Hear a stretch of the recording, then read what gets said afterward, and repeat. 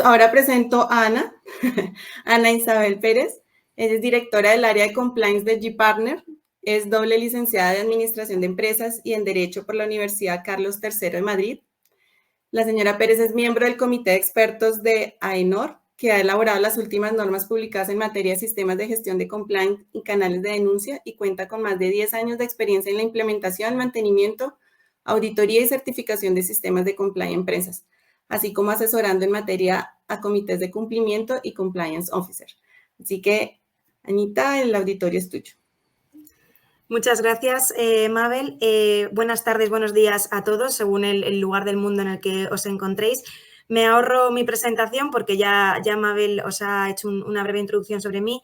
Hemos preparado una breve presentación para que nos sirva un poco de guión y que todos la tengáis en pantalla. Procedo a compartirla para que la tengáis a vuestra disposición y nos ponemos ya directamente en materia, ¿vale?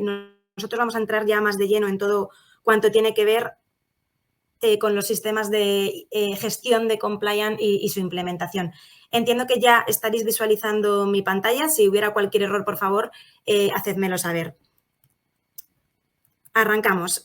Mi ponencia va a centrarse mucho en lo que veis en pantalla, ¿no? Que es un poco los sistemas de gestión de compliance penal y todo cuanto tiene que ver con su implementación en un mundo globalizado, en un mundo en el cual las empresas operan en distintos países, bien porque tengan allí filiales o bien porque sus principales clientes estén ubicados en diferentes regiones, así como todo el impacto que tiene la tecnología en este tipo de sistemas de gestión de compliance de cualquier tipo en general y también, por supuesto, de compliance penal.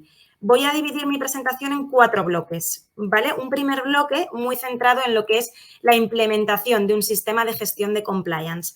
Me consta que muchos de los aquí presentes ya habréis escuchado hablar de esto, pero sí que entiendo que es un muy buen punto de partida para aquellos que nunca hayan oído hablar de estos temas y, bueno, para aquellos que sí que ya tengan algún tipo de conocimiento, haceros llegar nuestra experiencia aquí en España, que viene a ser equiparable a cualquier país de Europa, en cómo hacemos nosotros aquí nuestros sistemas de gestión de compliance, por si también fuese de vuestra utilidad y para que también nos sirva un poco de punto de partida y de referencia de los siguientes apartados, que, como veis en pantalla, serán qué valor nos aporta todo esto del compliance en general y de disponer a nivel interno de un modelo de compliance, ¿no? Al final, elaborarlo porque sí, porque nos lo marca una ley o nos lo exige una legislación o nos lo está pidiendo un cliente y que sea un papel mojado no tiene ningún sentido ni ningún valor. Al final tenemos que buscarle el fin real de todo esto, ¿no? Que es el autocontrol, la autorregulación, ¿no? El control interno para minimizar riesgos de cualquier tipo y, sobre todo, prevenir el fraude, evitar que pase, que si pasa por lo menos se quede de ventanas para adentro, como decimos por aquí, y podamos corregirlo a nivel interno de una forma rápida, ágil y antes de que nos estalle un escándalo muchísimo mayor. Seguidamente veremos lo que decía al inicio, ¿no? Cómo tratar en un mundo globalizado en el que nuestras empresas no tienen fronteras, por suerte, a día de hoy, la implementación de estos tipos de sistemas. Lo decía uno de los panelistas anteriormente, al final la legislación de cada país es enormemente distinta. Hablemos del caso mexicano, ¿no? Que tienen más de 30 códigos penales federales. Bueno, pues cómo compaginamos tantas distintas legislaciones para poder montar un sistema de gestión de compliance integral que nos valga para todas mis compañías de grupo o bien que me valga para mí, que estoy localizada única y exclusivamente en un país, pero mis clientes son todos de fuera de mis fronteras, son todos clientes internacionales. Y como adelantaba, cerraré mi ponencia con un poco cuáles son las principales tecnologías que nosotros estamos aplicando en nuestros clientes en el día a día para ayudar al compliance. Al final la tecnología, todos lo compartiremos, en alguna medida nos mejora la vida. También sería bastante discutible este punto, pero no es objeto de la jornada de hoy. Pero bueno, en definitiva el objetivo de la tecnología es mejorar nuestra vida, ¿no? Pues en compliance el fin es el mismo. Al final permite elevar los niveles de cumplimiento de una forma más ágil, más eficiente y al final pues nos facilita la vida, sobre todo a nivel de gestión. Y bueno, os contaremos un poquito nuestra experiencia en este ámbito aquí a nivel europeo por si es de utilidad para las empresas que estáis ubicadas en la zona de Latinoamérica. Arrancamos, como decía, con este punto de partida de partir, ¿no?, de cómo implementar estos sistemas de gestión de compliance, ¿vale? Compliance, como todos sabemos, es cumplimiento normativo. Podemos hablar de cualquier tipo de cumplimiento, desde cumplimiento penal, cumplimiento de protección de datos, cumplimiento de normativa laboral, de normativa fiscal, de normativa medioambiental. Podríamos hablar de muchísimos tipos de cumplimiento. Lo cierto es que lo más común es el compliance penal y el compliance en materia de prevención de la corrupción. Pero lo cierto es que lo que yo voy a exponer hoy aquí es replicable a cualquier tipo de bloque normativo o de obligación de cumplimiento. Os vamos a trasladar, como decía, este punto de partida, cómo aquí en España, y nos consta que así lo hacen nuestros vecinos de Europa, implementamos estos sistemas de gestión de compliance de cualquier tipo o en particular penales, y qué cuestiones sí o sí debemos tener en cuenta y cómo nosotros las estamos abordando. Para nosotros es fundamental que estos sistemas de gestión de compliance, precisamente para que no sean papel mojado y tengan una utilidad y aporten valor a las entidades, estén hechos a medida de sus circunstancias. Es decir, tienen que adaptarse a sus características, a sus casuísticas, a sus riesgos. No podemos usar modelos estandarizados, no podemos hacer copia y pega del modelo de otra empresa, ni aun siendo de mi mismo sector. Porque efectivamente, si hacemos eso, sería un papel mojado, porque no estoy tratando mi exposición real al riesgo, no estoy controlando mis posibles amenazas. Entonces, para ello, para hacer un traje a medida de cada empresa y poder ajustar sus riesgos, sus controles, sus políticas, tenemos que analizar el contexto de esa entidad, tanto interno, trabajadores, líneas de negocio, productos, servicios, ubicaciones geográficas, la misión, visión, principios éticos de cada entidad, ¿vale? Que sería toda esa parte de contexto interno, como también, por supuesto, el contexto externo. ¿En qué sector opero? ¿Cuál es la tecnología de los sectores, ubicaciones geográficas en las que yo me estoy moviendo? ¿Qué legislaciones me aplican? Solo una, cientos, como viene siendo un poquito la tendencia, ¿no? Una vez que yo tenga claro mi contexto y sepa en qué entorno me estoy moviendo, podré implementar un sistema de gestión de compliance adaptado a mis circunstancias. El segundo punto fundamental, inventario de controles corporativos existentes. Al final, el compliance no trae cosas nuevas, y entendedme esta expresión, ¿no? Que como decía el compañero, hacer las cosas bien debe ser algo innato, ¿no?, a los profesionales, y al final las empresas, por su propia filosofía y su propio funcionamiento empresarial, ya tienen controles implementados. Lo diga el compliance o no lo diga, ¿vale? Ya tenemos unos controles. Por tanto, ¿qué hacemos nosotros cuando arrancamos una implementación de un sistema de gestión de compliance? Veamos esos controles que ya existen, estén escritos, sean verbales, sean preventivos, sean correctivos, sean detectivos, sean como sean, veamos qué controles tenemos ya implementados, identifiquémoslos y listémoslos, hagamos un inventario de controles. Solamente de esta forma podré saber realmente cuál es mi estructura de control y podré saber si mis controles son suficientes para cubrir todos los riesgos a los que estoy expuesto, o, por el contrario, hay controles que tengo que tener sí o sí y no tengo absolutamente nada al respecto, o bien tengo que mejorar los controles que ya tengo implementados. Entonces, al final, me permite hacer un plan de acción. Sé de qué situación parto, totalmente ajustada a mi situación personalizada, propia e individualizada, y puedo preparar ese plan de acción de todo lo que tendría que hacer para cubrir las posibles amenazas, riesgos latentes sobre mi entidad. Al final, esto tiene muchísimas ventajas para las empresas. Un bloque a nivel interno, porque al final prevengo fraudes que me puedan hacer perder grandes cantidades económicas y sufrir bloqueos operativos, como pueda ser el típico caso de un empleado que me esté literalmente robando, porque bien, por ejemplo, a través de la tarjeta de la empresa está costeándose su vida personal, o bien a nivel externo. Es decir, nos aporta dar a entender al cliente, al proveedor, al socio, al inversor, que somos una empresa autorregulada y con un control interno fuerte, sólido, rotundo. Pongo un ejemplo, cuando vamos a trabajar con un proveedor y ya hemos formalizado la relación contractual y ni siquiera nos envía un contrato, mi sensación como cliente es, oye, no vamos a firmar nada, ni siquiera hay unas condiciones generales de contratación, no hay ningún documento donde establezcamos cuál es tu responsabilidad y cuál es la mía. Al final me da la sensación de falta de control, y eso no nos lo podemos permitir ante ningún tercero, ¿no? Entonces, saber qué tengo implementado a nivel interno, tenerlo identificado, evaluado, auditado y tener mi plan de acción de lo pendiente me da control, me da capacidad de saber mis riesgos. Alineado con este punto, políticas corporativas. Igual, el compliance nos lo exige, ¿no? O sea, regulemos lo que esperamos de nuestros empleados y de los stakeholders. Pero al final también es algo muy lógico, ¿no? Al final entiendo que toda entidad debiera tener un código ético y de conducta que para mí es un poco como la Constitución a la Biblia, donde deje claros sus principios, sus valores, lo que espera de sus empleados, ¿no? Y si, por ejemplo, prohibimos el acoso o prohibimos el conflicto de interés o prohibimos la corrupción en ese código ético, debe de existir una política corporativa que desarrolle de forma muy exhaustiva y extensa esa prohibición del acoso. Es decir, tendré que tener un protocolo de prevención del acoso, tendré que tener una política de compras, una política anticorrupción, una política de regalos. Solo así puedo informar y formar a mis empleados de lo que espero de ellos, solo así puedo autorregularme y solo así podré sancionar si hay incumplimientos de estas políticas. Fundamental, punto 4, para nosotros el corazón de los sistemas de gestión de compliance y es el análisis de riesgos. Aquí, de nuevo, podemos hablar de cualquier tipo de incumplimiento. El riesgo puede ser penal, si estamos hablando de delitos, pero puede ser un riesgo corporativo de cumplimiento de seguridad de la información o de protección de datos o del ámbito que sea. En cualquier caso, tener claro mi contexto interno y externo en el que opero, tener claros qué controles y qué políticas tengo ya, me va a dar una foto muy potente de a qué amenazas me estoy exponiendo. Para el análisis de riesgos siempre recomendamos usar estándares internacionales de valoración.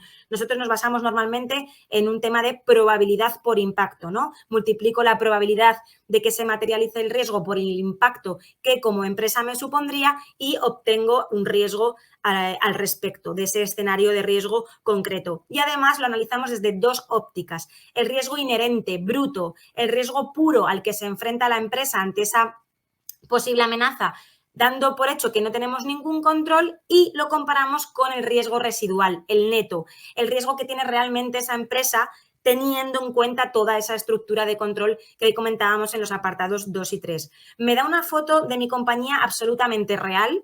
Al final, entre comillas, entendedme la expresión, sacar los trapos sucios siempre que se queden en casa es una enorme ventaja competitiva para nosotros, porque me va a permitir establecer planes de contingencia, planes de acción para minimizar mis riesgos y, por tanto, todo el impacto reputacional, económico y a nivel de marca que esto me podría suponer.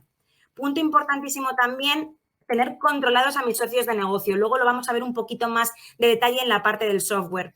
Al final, nuestros stakeholders, con los terceros con los que nos relacionamos, también nos pueden causar mucho daño. No solamente es el daño de no tener un control interno que nos pueden causar nuestros trabajadores, sino el socio con el que hacemos una alianza estratégica también nos puede causar muchos daños reputacionales. Y aquí, al final, tenemos que tener controlados tanto al tercero de turno proveedor con el que me estoy relacionando, pues identificar este tercero, hacer un análisis de los posibles riesgos que tiene este proveedor y en caso de que entendamos que el riesgo es medio, alto, aplicar medidas de diligencia debida para el mismo, que pueden ser pues auditorías, firma de clausulados, seguimiento periódico del contrato o lo que cada empresa determine. Pero ojo, por supuesto también hay que tener en cuenta a los clientes y esto me consta que posteriormente será tratado por uno de los compañeros y aquí al final la medida de diligencia debida principal es el famoso Know Your Client, tan famoso en el lavado de activos que aquí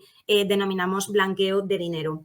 Más cuestiones críticas que aplicamos en España cuando, y ya digo en Europa, por ejemplo Italia es igual que nosotros en todo y me consta que todos nuestros vecinos europeos, pues más cuestiones que tenemos en cuenta cuando implementamos este tipo de sistemas. Las medidas de diligencia debida, que tienen que ir, como decía hace unos segundos, enfocadas al proveedor y al cliente, pero ojo, también al trabajador. Tengo que implementar controles sobre nuevos trabajadores. Al final, no se me puede escapar la contratación de una persona que a lo mejor esté condenada por corrupción, ¿no? Tengo que valorarlo y saber qué voy a hacer con este perfil si le quiero contratar o no. Así como tengo que tener controladas aquellas personas más expuestas a riesgos. No es lo mismo una persona que está estudiando y que hace unas prácticas en mi empresa o una persona con un perfil más administrativo que, por ejemplo, el CEO, el director de compras, el director comercial. Estos perfiles están mucho más expuestos a riesgos y, por tanto, las medidas de diligencia debida deben ser diferentes. Importantísimo también canales de denuncia, sistemas de comunicación internos. Esto, como sabéis, originario del mundo anglosajón, Estados Unidos, Inglaterra, también los australianos fueron los pioneros en esto. Al final debemos de tener sistemas de comunicación internos, confidenciales, anónimos, garantistas, que protejan al denunciante, que garanticemos la no toma de represalias, protocolos que regulen cómo vamos a gestionar las investigaciones. Esto es fundamental. De hecho, es uno de los principales elementos de prevención de riesgos y de monitorización en cualquier compañía de cualquier país del mundo. Nosotros, por ejemplo, en Colombia tenemos muchísimos clientes que tienen canales de denuncia implementados porque se los piden sus clientes americanos. Pero en cualquier caso, lo pidan o no los americanos, desde luego que cualquier entidad que quiera tener un buen monitoreo de sus riesgos debe tener estos instrumentos denominados canales de denuncia, whistleblowing system o como a cada entidad lo quiera denominar. Y los dos últimos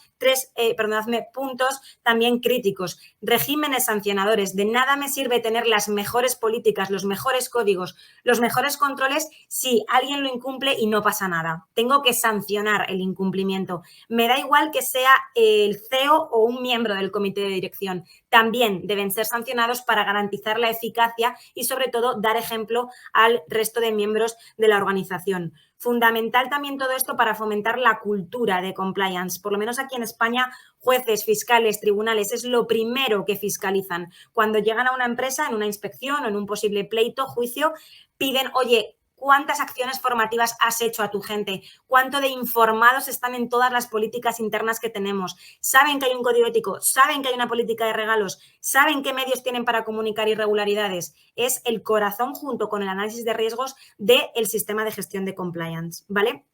Y, por supuesto, un compromiso por parte de todos de ser cada día más buenos, como decía el compañero, de que al final tiene que haber una mejora continua. O sea, esto no puede ser un papel mojado de una foto estática que hagamos en un momento del tiempo y guardemos en un cajón. Tiene que haber una actualización y una mejora permanente y constante, porque las empresas sois vivas, estáis en constante movimiento, avance y por suerte, en muchos casos, crecimiento. Y el compliance tiene que ir de la mano, tiene que cambiar a la vez que cambian las empresas y sus procesos. Y fundamental, hay una figura muy común, tanto aquí en Europa como con los países de Latinoamérica, que es ese oficial de cumplimiento, compliance officer, que es un poco el responsable de todos estos sistemas de gestión de compliance, que tiene que tener esa autonomía e independencia para poder reportar lo que estime pertinente a los órganos de administración.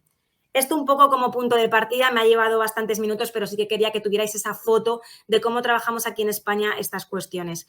Pasando directamente al bloque 2.2, esta globalización que os comentaba. Bueno, disculpadme, antes, importante, no quería dejarme este punto atrás. ¿Qué aporta el compliance? ¿No? Ya os he adelantado muchos puntos, ya hemos ido comentando bastantes, pero bueno, vamos a bajarlo un poquito más a la tierra. Al final, disponer de este tipo de sistemas de gestión nos da control. Y el control nos permite reducir responsabilidades, tanto para la empresa como para los trabajadores directivos y administradores. Me da igual que la responsabilidad sea penal o sea administrativa, que sé que, por ejemplo, según el país de Latinoamérica en el que estemos, en algunos casos se consideran penales, como pueda ser, por ejemplo, en el caso de México o Chile, y otros son responsabilidades administrativas, como por ejemplo puede ser el caso de Perú. Me da igual el tipo de responsabilidad. Tener estos sistemas me las minimiza hasta el punto de poder llegar a eliminarlas en su totalidad, tanto las de la empresa como la de los directivos y restantes trabajadores. ¿Esto a qué me lleva? A reducción de sanciones. Al final, sanciones son pérdidas económicas para todos y, por ende, posibles pérdidas operativas en la entidad. Muy importante también, hacer este tipo de sistemas nos permite captar talento y retenerlo. Hoy en día nadie quiere trabajar en una entidad corrupta, en una entidad en la que hay leyendas sobre posibles blanqueo de capitales, lavados de activos. Nadie quiere trabajar, o al menos nadie de los que quieran estar en Los Buenos Somos Más quiere trabajar en este tipo de entidades. Entonces, al final, por un tema también de captación, de retención de talento, de imagen, de reputación, estos sistemas vienen muy bien y nos dan esa solidez que necesitamos para poder mantener nuestra reputación limpia y pulcra en el tiempo. Os comento lo que está sucediendo aquí en España. Ya son tales las exigencias que, por ejemplo, para ser proveedor de una gran empresa, la mayoría de ellas ya están homologando en términos de compliance a sus proveedores. Les piden códigos de conducta, les piden modelos de compliance, de integridad, hasta el punto que les piden la evidencia de haber formado a sus trabajadores. Al final, esto del compliance nos lo está demandando el mercado y si queremos operar a nivel internacional, sí o sí lo necesitamos. ¿Qué más nos aporta el compliance? Nos permite reducir amenazas, nos permite reducir riesgos y, en definitiva, minimizar el posible fraude empresarial. Ayer tenía una reunión con un cliente en una filial en la que solo tenían un trabajador, no tenían ni idea de todos los posibles conflictos de interés que estaban teniendo allí, todos los sobrecostes que estaban pagando en contratación de proveedores por culpa de esta persona, ¿no? Es un fraude contra la empresa, es un perjuicio económico directo, estamos perdiendo dinero, ¿no? Es muy fácil de solucionar, hubiera sido tan fácil como tener una política de conflictos de interés y haberla auditado. Bueno, pues esto nos lo aporta el compliance, ¿no? Esa estructura de control y esa posibilidad de auditar todo lo que tengo. Y como digo, al final mejora en la gestión de recursos, minimización de riesgos y, bueno, un poco un tema puramente cultural. Entramos ya en la parte de globalización que me había adelantado antes. Creo que es lo más interesante, ¿no?, de la presentación junto con la parte de tecnología. Al final vivimos en un mundo 100% globalizado a día de hoy. Sacaba justo el dato de los países con soberanía en el mundo y son 194 países, o sea, casi 200 países, cada uno con su propia legislación. ¿Cómo hacemos, no?, un sistema de gestión de compliance que en todos estos países nos permita darles alcance, ¿no?, cubrir todas las filiales? Por ejemplo, imaginemos una multinacional que tiene sede en Colombia y sus filiales están alrededor del mundo, ¿no? Pues, ¿cómo hago un sistema de gestión de compliance que me abarque todas mis compañías? Bueno, desde luego, en primer lugar, es un absoluto reto, ¿no? Es algo complejo y bueno, luego después de mí viene Javier Bertolá, desde luego que es un reto, ¿no?, para quien se encargue y sea responsable de este tipo de sistemas. Pero bueno, dicho esto, hay solución y nosotros ya llevamos muchos años implementándolas en los clientes. Si, por ejemplo, lo bajamos al compliance penal y nos fuésemos al caso concreto de los países que veis en pantalla, somos muy distintos y a la vez muy iguales. Y me explico. Por ejemplo, en España, en Italia, en Chile, tenemos un régimen muy parecido, ¿vale? Al final, en Panamá también. Hay una lista de delitos de los que pueden responder las empresas y nos exigen modelos de prevención penal. En otros países puede que sea un tema puramente administrativo, pero también nos exigen modelos de compliance, de integridad, de ética. Entonces, por mucho que el código penal de cada país, por ejemplo, si lo llevamos, como digo, al ámbito penal, sea distinto y en Colombia el delito fiscal sea por una cantidad diferente a lo que marca el delito fiscal español, a nivel de compliance, insisto, con independencia de que sea una responsabilidad administrativa o sea penal, las exigencias son muy similares. Todos hablamos de modelos de integridad, de modelos de ética, de oficiales de cumplimiento, todos hablamos de lo mismo, en los mismos términos. Que lo que hay detrás sea una tipología distinta de responsabilidad, una tipología distinta de delito, bueno, posiblemente, y habría que hacer un análisis ahí más exhaustivo, pero al final, a nivel de compliance y de gestión, los elementos son transversales prácticamente en todos los países del mundo y los que aún no tienen nada en estos temas tienden a ello. Y la tendencia es a que todos tengamos estos modelos de compliance. Dicho esto, ¿cómo podemos montar, diseñar, implementar un sistema de gestión de compliance que nos cubra, como digo, a todas las filiales que yo tengo alrededor del mundo? El cliente con el que estaba ayer tenía 17 filiales, muchas en Latinoamérica, otras por India, distribuidas por los 5 continentes. ¿Qué propuesta lanzamos desde G-Partner y GFA para este tipo de compañías? Pues bien, usar estándares internacionales, ¿vale? Estándares ISO, en el caso español lo bajamos a un estándar UNE, pero bueno, a nivel internacional, que es lo que importa, estándares ISO. Son 100% internacionales, globalizados, aplican a una empresa que esté en China, como la que esté en Japón, como a una empresa española.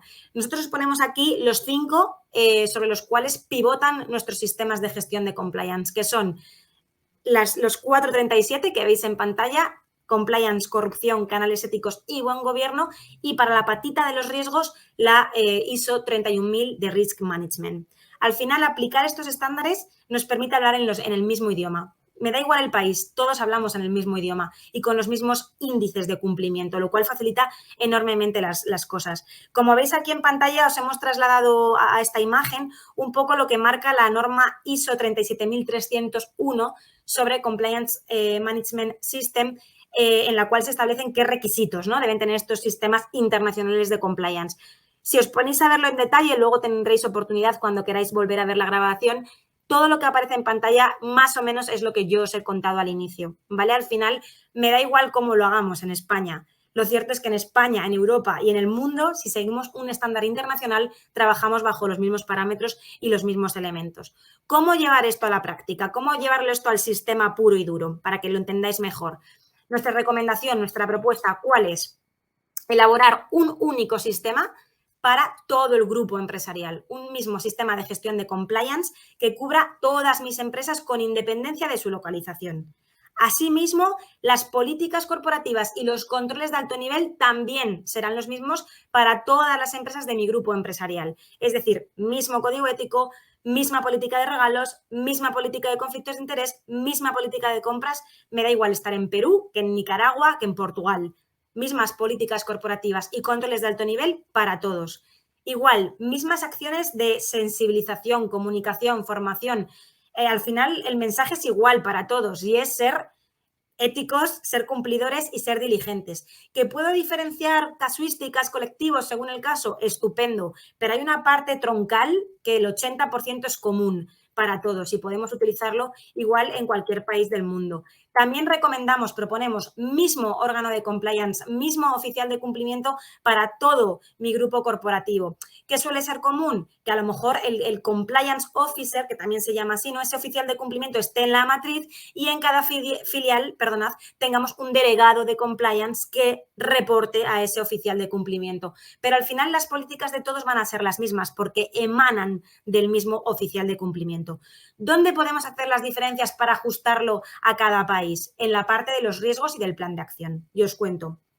A nivel de riesgos, para la valoración de esos escenarios de riesgos, dándome igual el tipo de bloque de cumplimiento en el que estemos trabajando, penal, medioambiental, lo cierto es que también entendemos que hay que usar una terminología internacional conocida por todos, como es la que nos ofrece la ISO 31000. Al final, si mi metodología para analizar riesgos es igual en cualquier país, si yo en cualquier país valoro los riesgos del 1 al 5 en términos de probabilidad por impacto, podré sacar conclusiones muy potentes y hacer comparativas muy potentes e integrarlo todo dentro de ese mismo sistema de gestión de compliance. Y ahora me decís, ya, pero ¿cómo cubrimos ese gap de que el delito fiscal en el Estado Federal de México sea distinto a cómo lo decimos en Portugal?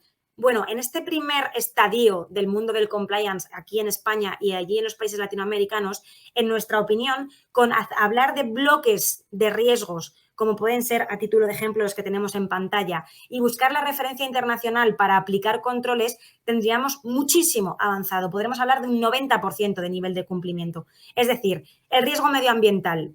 Puede que nuestra legislación diga una cosa y la de cualquiera de los que estáis aquí oyéndome diga otra. Pero al final el control a implementar, si seguimos un estándar internacional como la 14000, será el mismo para ti y para mí y cubriré el 80% del riesgo. Por tanto, apliquemos estándar internacional. Lo mismo en seguridad de la información, tenemos la ISO 27000. Lo mismo en tema de clientes, tenemos la ISO 9000. Lo mismo en temas de salud y seguridad laboral, tenemos la normativa OSAS.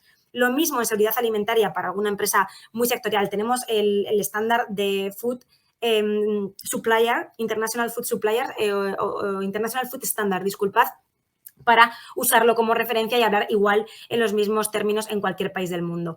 ¿Qué se nos escapa? La legislación local, que a lo mejor estamos hablando de un 10% de controles que tendríamos que añadir. Bueno, cuando mi compliance esté lo suficientemente maduro y hayan pasado unos años en los que ya tenga un estándar de control muy potente, podré entrar ya en la legislación local e implementar esos 2-3 controles que me faltan para terminar de dar esa vuelta de tuerca. Y, por supuesto, pues obviamente estos planes de acción también tienen que ir diferenciándose un poquito según la filial. Y termino la presentación con la parte tecnológica. En 2 minutos más os lo cuento, que no me lo quiero dejar sin mencionar, y es como decía, ¿no? La tecnología nos ayuda a todos en nuestro día a día. ¿Qué tecnología usamos nosotros en estos sistemas de gestión con nuestros clientes? Canales de denuncia en plataformas web, ¿vale? Al final el correo electrónico no me permite cifrar las comunicaciones pueden acceder los informáticos, no me permiten anonimato, por cualquier error de poner en copia a quien no debo, puedo vulnerar la confidencialidad, no son nada serios, ni potentes, ni escrupulosos. ¿Qué defendemos? Plataformas web externas, en servidores externos a las compañías, en dominios externos, con comunicaciones cifradas que me permitan un anonimato real, haciendo los seguimientos a través de números que aleatoriamente me asignen los sistemas de comunicación. Segundo lugar, muy necesario en nuestra opinión, plataformas e-learning para la formación que dejen trazabilidad.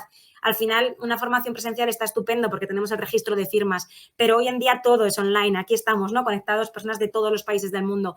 La plataforma e-learning nos da ese potencial, ¿no? El tener a un solo clic la evidencia de todas estas 2.000 personas han hecho la formación, tantos la han superado, tantos no, y tener la trazabilidad y la evidencia tan importante que esto me aporta. Nosotros usamos la plataforma precisamente de EDEU, Escuela de Negocios, que es la número 1 a nivel mundial y nos aporta muchísima evidencia y confort en este sentido. Tercero y último software y penúltimo software que os quiero contar, software de gestión de riesgos. Los pantallazos que veis son del que usamos nosotros, pero hay muchos en el mercado. Trabajar en Excel no es recomendable. Hay empresas pequeñitas que no tienen recursos y no queda otra, pero a nada que tengamos recursos, solidez, recomendamos software de gestión. Los Excel son manipulables. Puede haber margen de error, no nos permiten automatizar, los indicadores son muy manuales. Estos software nos aportan histórico, trazabilidad, vincular información masiva de todas mis empresas del grupo en un solo clic, sacar informes, KPIs. Es un trabajo muy potente y muy exhaustivo a un nivel de detalle a nivel de grupo que jamás llegaríamos con un Excel. Y termino con software que se aplican a estas medidas de diligencia debida que os decía antes para proveedores, clientes, trabajadores que queramos contratar. Nosotros trabajamos con Dow Jones y al final lo que nos aporta es, oye, este proveedor con el que voy a contratar, este socio de negocio con el que voy a invertir, ¿qué background tiene, no? Nos da una información muy exhaustiva de sus empresas participadas, de quiénes son los propietarios, de cuántas veces en los últimos años han salido en prensa y por qué, y al menos yo ya sé con quién estoy contratando y ya decidiré si lo hago o no y qué medidas decido aplicar. Disculpad la rapidez, pero no quería dejarme nada en el tintero. Con esta frase cierro mi ponencia, invitándoos mucho a la reflexión en tanto en cuanto el compliance realmente es un coste o una inversión. En mi opinión, como no puede ser de otra manera, es una clara inversión en autorregulación, inversión en control interno que me va a permitir en el medio corto plazo incluso evitar pérdidas patrimoniales y una mejor gestión de mis recursos.